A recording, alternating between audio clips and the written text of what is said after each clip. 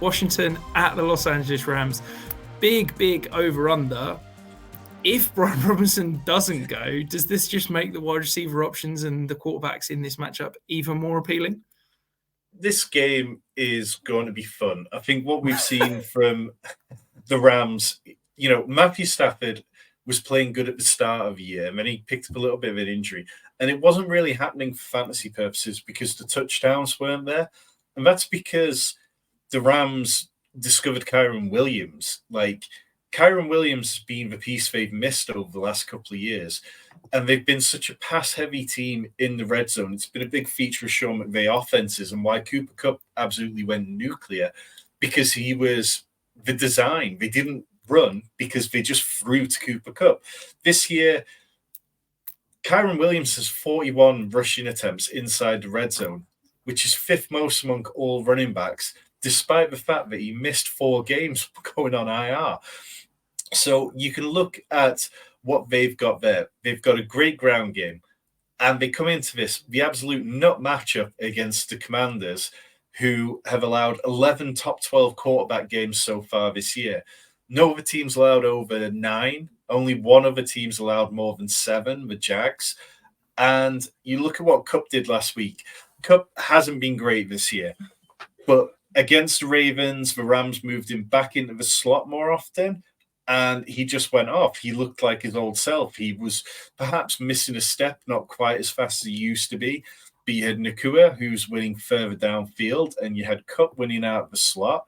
And then you had Kyren Williams, who had 113 all-purpose yards, which is right about normal. But because he didn't get a touchdown once, he didn't really get their fantasy. But part of that is because the Ravens have only allowed 4 rushing touchdowns all year. So it's it's more that the Ravens are very good in the red zone at stopping those than Kyren Williams failing.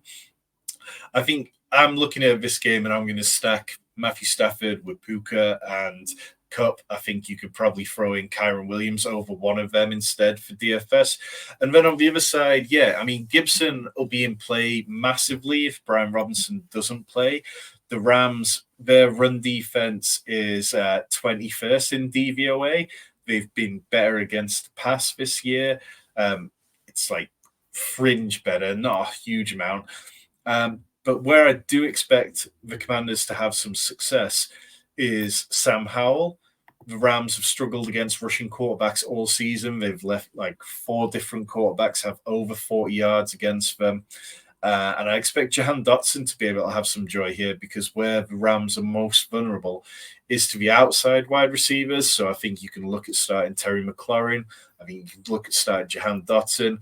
It's not a week where I'd really want to start Curtis Samuel unless you had to.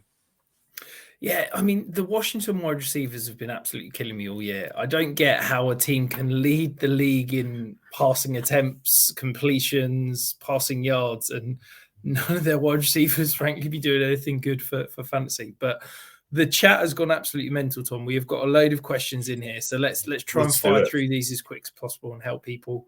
Raiders versus the Chargers tonight, or Ravens DST against Jacksonville? That's Raiders tonight for me. Yeah, I don't mind that at all. I think, the Chargers are going to look pretty messy, and I'd rather take that than wait until Sunday. And then Pat, one of our members in the chat, Jacoby, Pitts or Pickens this week? Need to start too? I think I'd have to go Pitts and Pickens.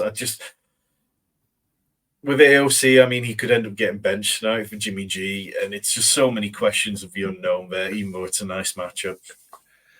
It's a nice matchup, but I just don't know how many points we're going to see. I think I'd have to maybe sit Jacoby as well there.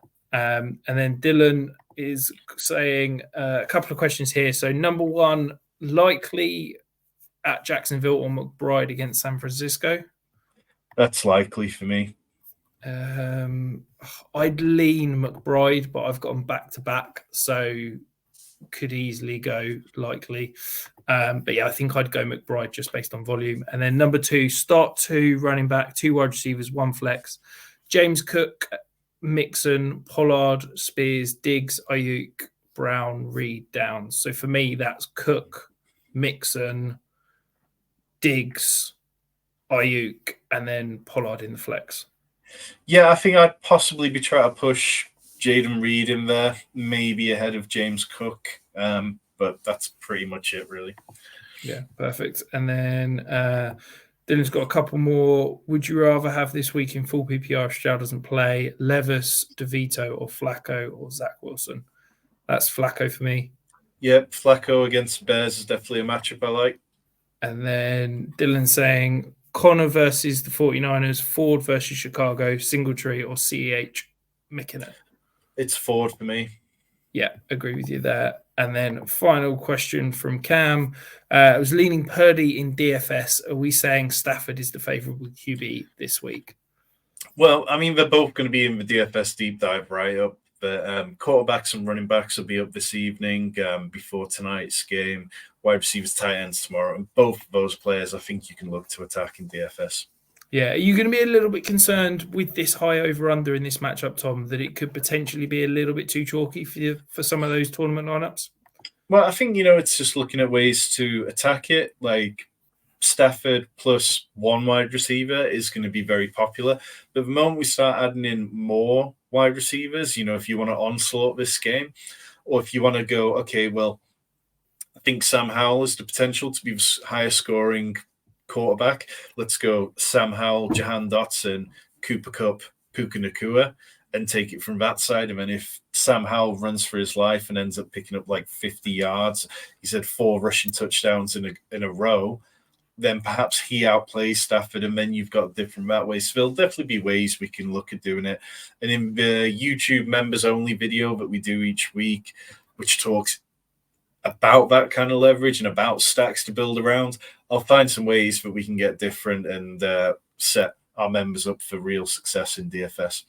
And if you want to become a member for free, we are giving a giveaway at the moment, a full month's membership for free.